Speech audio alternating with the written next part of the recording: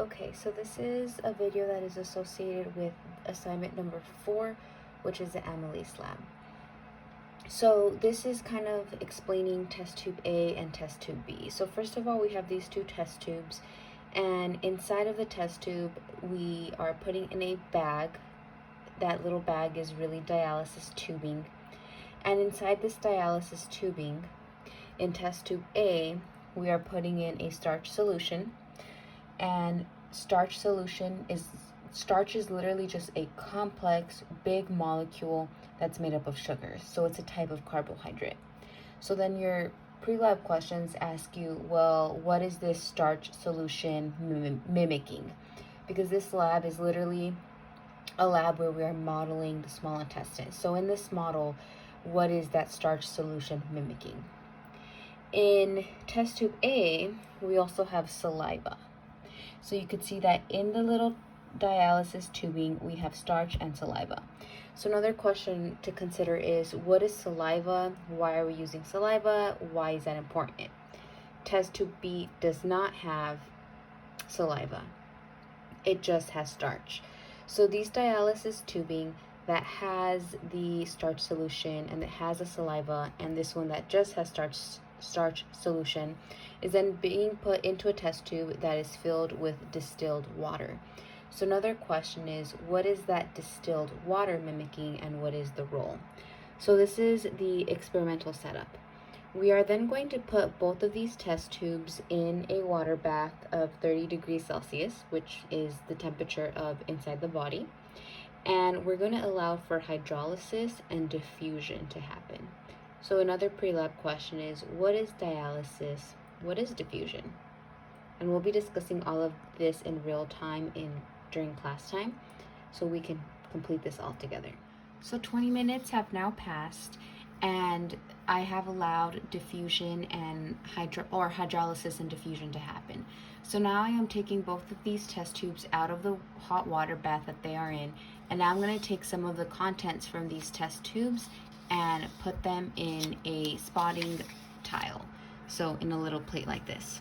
So here is starch and saliva, so test tube A, and here is starch only, so test tube B. So here is inside the whisking tube, and here is outside the whisking tube. So with a pipette, I'm literally going to go in here, and I'm going to go inside the whisking tube, and I'm going to take some of this liquid, and I'm going to put some here. And then I'm going to take some of this liquid again and put some here. Okay. Now I need some of the liquid that's outside. So I need some of this water. So I'm going to take some of this water. I'm going to put it here. And then I'm going to take some more of this water and put it here. I'm going to do the exact same thing for test tube B. I'm going to take the contents inside. That's inside. And then I'm going to take some of the content from outside, so some of the water from outside,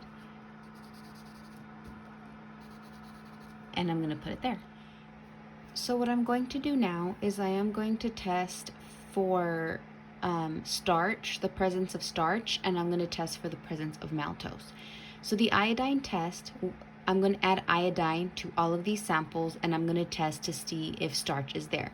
So I'm going to test to see if starch is in test tube A inside the whisking tube, and then I'm going to test to see if there is starch in the water. Remember that I did not put anything in the water, okay? And then I'm going to do the same test for test tube B. I'm going to test to see if there's starch in the dialysis tubing and then outside in the water. Then I'm going to test for maltose, which is a simple sugar. And I'm going to test for maltose for test tube A inside and then outside. And then I'm going to test for test tube B for maltose inside and outside. So just a heads up, if starch is present, you're going to have a blue or black color change to show that, hey, starch is present. So this is going to be a positive test for the presence of starch. Okay, if there's no color change or if it does not turn blue and black, that means that starch is not present. When we're testing for maltose, if we see an orange or red color happening, that tells us that yes, we have starch. So I finished my test and these are my results. So these are the results that you will write in your data table. When I tested test tube A, which originally had starch and saliva in my whisking tube,